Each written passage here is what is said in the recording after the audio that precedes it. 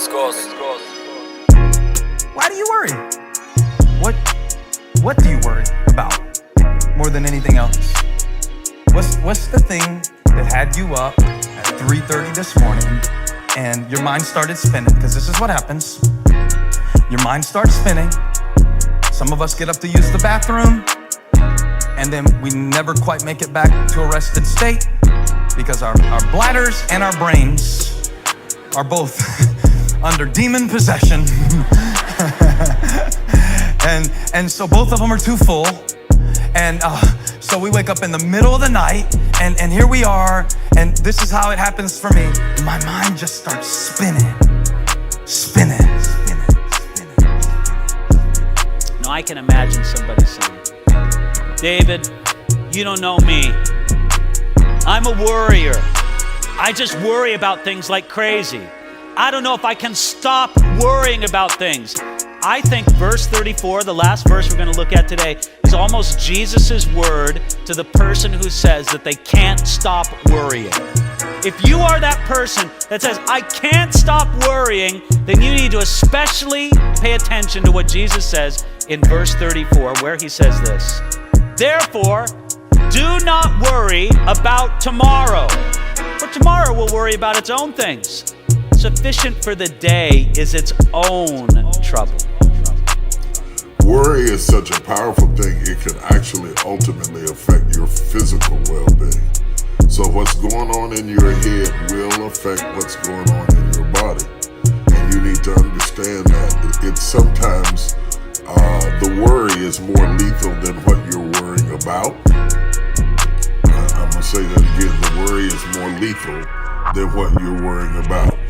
You're worrying about something that often can be fixed, but while you're worrying about it, it's doing all kind of damage to you. And the difficult thing about being worried, especially when you're a spiritual person, is sometimes you don't even want anybody to know that you're worried about it. You feel obligated to maintain this facade that suggests that nothing bothers you, nothing gets to you. You turn it all over to the Lord in prayer, and all of that's wonderful, all of that's good.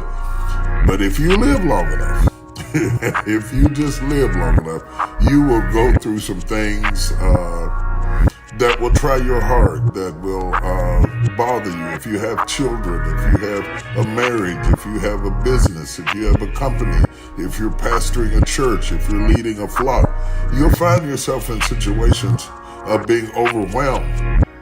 And often at the moments that you feel overwhelmed, there's little to nobody to turn to, and you find yourself feeling really, really frustrated.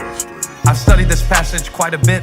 I've come back to it several times in preaching, is that it says, do not worry, that's the command, or take no thought, that's literal. Take no thought. Think about that. He's saying a thought that presents itself to you can start you spinning in a direction if you take it. But it can't start you spinning if you don't hold on to it. I preached a whole message one time called Hold That Thought. Hold that thought. And you get a hold of a thought and you let it take you somewhere, but where you take that thought, eventually you find out it takes you somewhere. And for me, a lot of times I end up in this spin cycle. This spin cycle of stress. I've noticed this about worry. Worry is circular. Okay, here's a way to think about worry. If you absolutely have to worry, then tell yourself, I'm only going to worry about stuff that concerns me today. I'm not going to worry about anything in the past. What can I do about that? I'm not going to worry about anything in the future. What good is that? If you feel like you must worry, then only worry about what concerns you today. Do you realize that's going to wipe out about 90% of the worry in your life? But you can say, all right, I'll worry about today and today only. Today has enough for me to be concerned about. Sufficient for the day is its own trouble. This is what Jesus tells us to do. Not to live in the past, not to live in the future, but to live in the present day and to trust God today and to be freed from the torment of worry. Some things are beyond your control. You have to know when it's over your head and not let your ego make you insist on I can handle it when you can't handle it. Some things are out of your control. What do you do when you recognize that some things are out of your control? You turn them over to God. You pray for the people. You pray for the situation. You pray for yourself. You do everything you can to distance yourself from being a victim of the problem. But you can't fix that. Somebody dies. You can't raise them. No matter how much you love them, you can't fix it. Some things are out of your control. Know your limitations so that you don't spend your time worrying and feeling guilty about things you absolutely cannot fix. It's raining. I can't do nothing about that. I'll get an umbrella. I'm going on out there, but I can't stop the fact that it's raining. Somebody doesn't want to love you. They don't want to be with you. You cannot make people love you.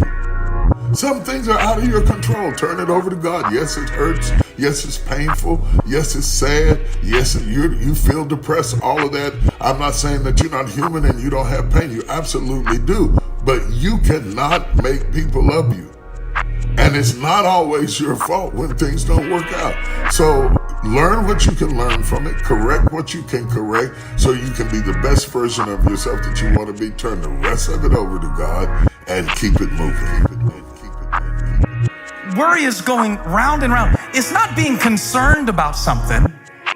That's not what Jesus means by don't worry. This isn't Jesus Bob Marley moment, because I was reading it like, look at the birds. It almost sounds like Jesus is telling me not to pay my bills. Just look at the birds. Look at the birds and the flowers. Isn't it beautiful? Isn't God good? Isn't he just the best? Don't you just love Jesus and his muchness? So isn't that what he's saying? You want me to be like a bird, Lord? No, I want you to observe the birds. I want you to consider what they know that you don't. And maybe what they know that you don't is because they live where you don't at a higher altitude. Observe the birds. If I could title this message something other than reverse your worry, I'd call it look up. Because in order to consider the birds, you got to stop looking all around you to make sense of your life, Because as long as you look around you, you spin around and around and around and around. But when you break the cycle and consider that there is a God above you who has gone before you, who lives within you, who is always for you, and that you are spoken for and known and named and called and chosen and set apart, you see your life at a different level. Jesus said, look up at the birds and then look at the flowers. The flowers. So you want me to look up? You want me to look down? I want you to look both. And notice something that the flowers don't do that your mind has been doing lately. They don't spin. They don't sow. The birds don't store away. The flowers don't spin. Yet, look how God does that on that level. And if he made you in his image, what makes you think that you have to spin out in these cycles, these tormenting cycles, these confusing cycles? But God said, stop spinning. And instead of starting your meditation with your situation, start with your source. So you've been going around and around and around in circles. But God said today is your day to stop spinning. If your mind has been doing this, I came to preach to you, and the presence of the Lord is in this place, and your Father knows what you need. So stop spinning. Stop worrying about what God is already working on and just worship him.